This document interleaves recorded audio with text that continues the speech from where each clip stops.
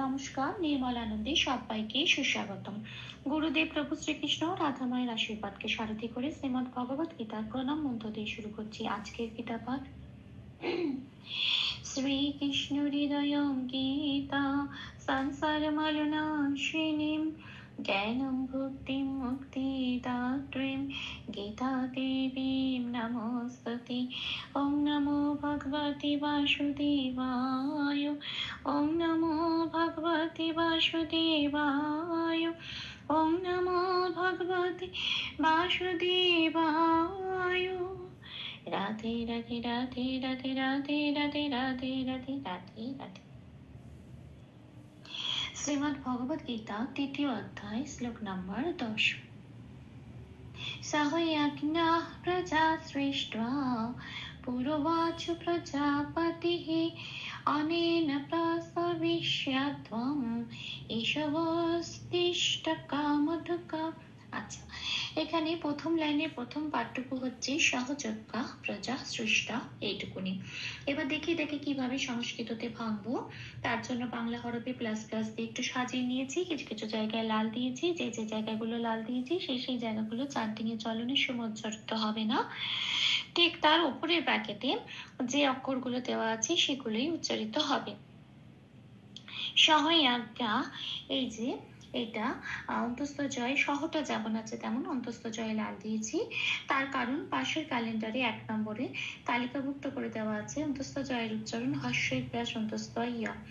এই যে ইয় এটাই উচ্চারিত হবে সংস্কৃততে, সেই জন্য লাল দিয়েছি। তার মানে অন্তস্থ জটা বলবো না, উপরের ব্র্যাকেটে যেটা আছে সেটা বলবো।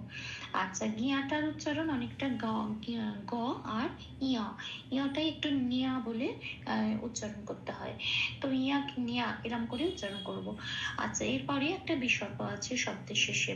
আচ্ছা, শব্দের শেষে বিসর্গ থাকলেও শব্দটা কোথায় আছে দেখতে হবে। শব্দটা আমার প্রথম শব্দ, তার মানে এটা শেষ শব্দ নয়, মাঝখানে আছে বিসর্গটা। তার মানে এখানে 4 নম্বরে তালিকাভুক্ত করে দেওয়া আছে, এটা অর্ধ হয় হিসেবে প্রতিস্থাপিত হয়ে যাবে। কাজেই এখানে আমি অর্থ হ দিলাম এবং সেটা আসলে সংস্কৃত শব্দের উচ্চারণটা কিরম ভাবে সহয়াক ন্যাহ, এই যে ন্যাহ বলছি এখানে অর্থ হটা উচ্চারিত হয়ে যাচ্ছে। আসি পরের শব্দে। পরের শব্দে আছে প্রজা। প্রটা যেমন আছে তেমন, যাটাও যেমন আছে তেমন, বিসর্গ আছে আবার, এটাও শেষ শব্দ নয়, শব্দের মাঝখানে। কাজে এটা অর্থ হয় হিসেবে প্রতিস্থাপিত হয়ে যাবে, 4 নম্বরে তালিকাভুক্ত করে দেওয়া আছে। তাহলে শব্দটার উচ্চারণ কিরকম হবে সংস্কৃততে, প্রজা এরকম। তারপরে শব্দে আসি সৃষ্টা। সৃষ্টায় যন্ত্রেশ্বরের উচ্চারণ সংস্কৃততে সারেগামা পায়ের যে শটা বলি সা, ঠিক সেরকম। সৃষ পেট কাটা মতন 6টয় বয় আকার আছে, এতগুলো আছে। একটা বার করছি, সবার প্রথমে যেটা আছে পেট কাটা মতন শটা প্রথমে আছে, হসন্ত লাগিয়ে অর্ধ স করে বার করে আনলাম। যেহেতু এটা অর্ধ স, আগের অক্ষর দন্তের সাথে জুড়ে উচ্চারিত হয়ে হবে সৃষ, আর টয় বয় আকারটা পড়ে রইল। টয় বয় আকারে লাল দিয়েছি, তার কারণ বয়ের উচ্চারণ বোঝানোর জন্য। 2 নম্বরে তালিকাভুক্ত করে দেওয়া আছে বয়ের উচ্চারণ ও প্লাস অ, ঠোঁটটা খুলে বলতে হয় ওয়া। এইবার এটা টয়ের সাথে পড়ে দিলে কি হয় টোয়া, ঠিক সেই উচ্চারণটা হবে সৃষ টোয়া। এইটা হচ্ছে শব্দের উচ্চারণ। তাহলে প্রথম লাইনের প্রথম পার্টে সংস্কৃত উচ্চারণ কিরম হলো, সহয়াজ্ঞা প্রজা সৃষ্ট্বা, এটা। আচ্ছা, আসি পরের পাঠে পুরোবাচ প্রজাপতি। আচ্ছা, পুরোতে যেমন আছে তেমন, পুরো বাচাতে লাল দিয়েছি, তার কারণ 2 নম্বরে তালিকাভুক্ত করে দেওয়া আছে বয়ের উচ্চারণ ও প্লাস ওয়া। এবং এখানে আমি উপরে ব্র্যাকেটে লিখেছি ও প্লাস আ, কেন, কারণ এখানে বয় আকার আছে, তাহলে উচ্চারণটা কি হবে ওয়া। আচ্ছা, চটা পূর্ণরূপে উচ্চারিত হবে, কোনো হসন্ত নেই তাই। তাহলে আমার শব্দের উচ্চারণটা কি পেলাম, পুরো ওয়াচক, এটা। আসি পরের শব্দে প্রজাপতি হি। আচ্ছা, প্রজাপতিতে বিসর্গ আছে, প্রটা যেমন আছে তেমন, যাও যেমন আছে তেমন, পটা পূর্ণরূপে উচ্চারিত করতে হবে প বলে টি, এবং এখানে বিসর্গ আছে বলে পাশে 6 নম্বরে তালিকাভুক্ত করে দেওয়া আছে। বিসর্গ থাকলে সেটা অর্ধ হ, শব্দের শেষে বিসর্গ থাকলে সেটা পূর্ণ হ হিসেবে প্রতিস্থাপিত হয়ে যায়। তো এখানে যেহেতু এখানে যেহেতু বিসর্গটার সাথে শুধু যে পূর্ণ হ হিসেবে প্রতিস্থাপিত হয়ে যায় তা নয়, সেখানে আগের অক্ষরের সাথে যেটা থাকে, যেমন এখানে তয় হস্যই আছে, তার সাথে মিলিয়ে এই হয়ের সাথে লেগে যায় একটা হস্যই, হয় হস্যই। যদি আকার থাকতো তাহলে লেগে যেত হা, তা থাকলো তাহলে হতো হা। এখানে যেহেতু হস্যই আছে সেই জন্য এখানে হচ্ছে হি। বিসর্গের জন্য একটা হ এলো, তয় হস্যের সাথে মিলিয়ে হয় হস্যই হয়ে হলো হি। তাহলে শব্দটার উচ্চারণ কি পেলাম? প্রজাপতি হি।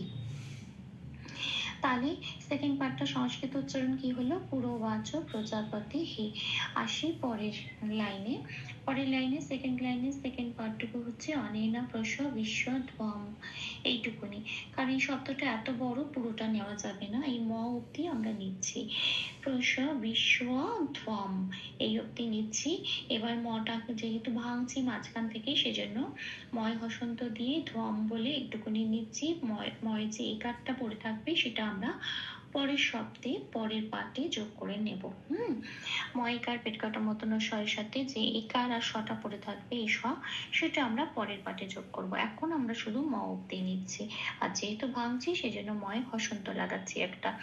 তাহলে কি হবে এই উচ্চারণটা, সংস্কৃত উচ্চারণটা কি হবে? অনেনা প্রসা বিশ্বধ্বমের সংস্কৃত উচ্চারণটা দেখি। অ যেমন আছে তেমন, নে যেমন আছে তেমন, ন পূর্ণরূপে উচ্চারিত হচ্ছে অনেনা।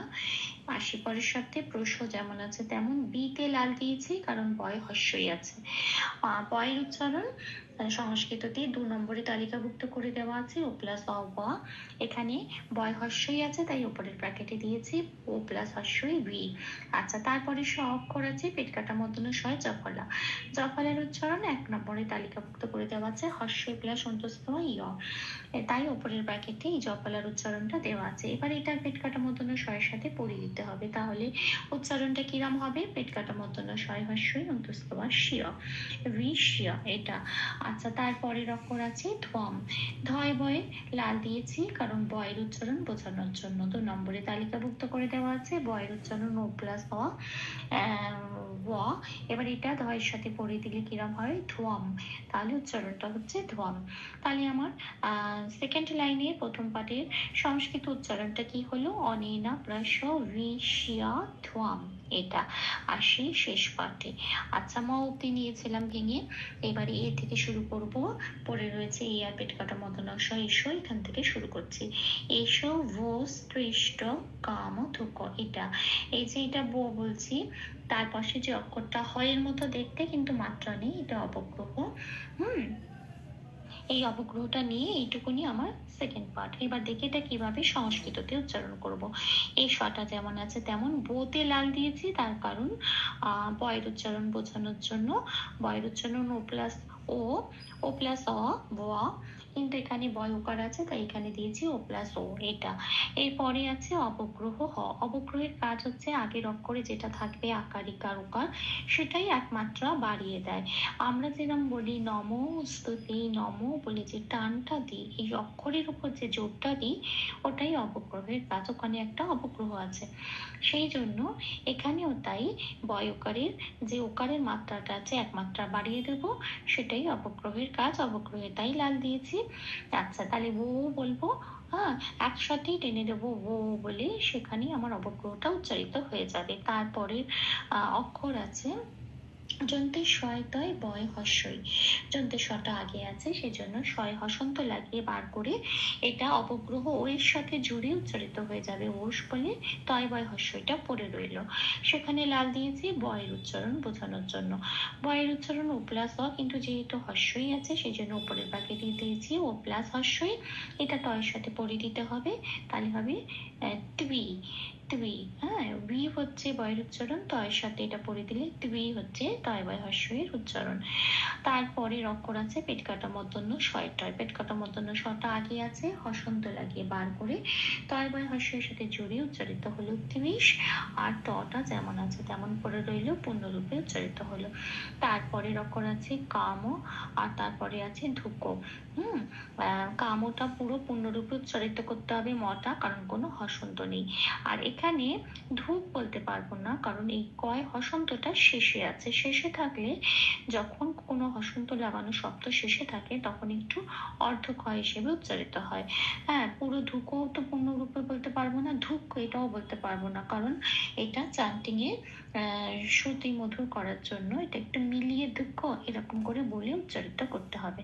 আচ্ছা, তাহলে আমার শেষ পাঠে সংস্কৃত উচ্চারণ কি হলো? এইসব ওষ তিষ্ট কাম থুক। এটা ভুল ত্রুটি ক্ষমা করে দেবেন। চান্টিং এর চলনের অনুশীলনের সুবিধার জন্য 3 বার করে চান্ট করে দেওয়ার চেষ্টা করলাম। সহয়জ্ঞা প্রজা সৃष्ट्वा পুরোবাচ প্রজাপতিঃ अनेन प्रशविष्यत्वम् एषवोस्तिष्ठ कामधुक् सहयज्ञः प्रजा सृष्ट्वा पुरुवाच प्रजापतिः अनेन प्रशविष्यत्वम् एषवोस्तिष्ठ कामधुक् सहयज्ञः प्रजा सृष्ट्वा पुरुवाच प्रजापतिः अनेन प्रशविष्यत्वम् एषवोस्तिष्ठ कामधुक्। राधे राधे राधे राधे राधे राधे राधे राधे राधे राधे। ओम कृष्णाय वासुदेवाय हरये परमात्मने प्रणतक्लेशनाशाय गोविन्दाय नमो नमः। तप्त काञ्चन गौराङ्गीं राधे वृन्दावनेश्वरी वृषभानुसुते देवी तां প্রণমামি হরে প্রিয়ে। প্রভু ও শ্রী রাধা মায়ের কৃপাদৃষ্টি আমাদের সবার উপর বর্ষিত হোক। ধন্যবাদ। আপনাদের উৎসাহই আমার অনুপ্রেরণা। আমার সকল ভুল ত্রুটির ক্ষমা প্রার্থনা প্রভুর চরণে অর্পণ করলাম। ओम कृष्णाय वासुदेवाय हरये परमात्मने प्रणतक्लेशनाशाय गोविन्दाय नमो नमः। ओम श्री कृष्णार्पणमस्तु। जय श्री कृष्ण।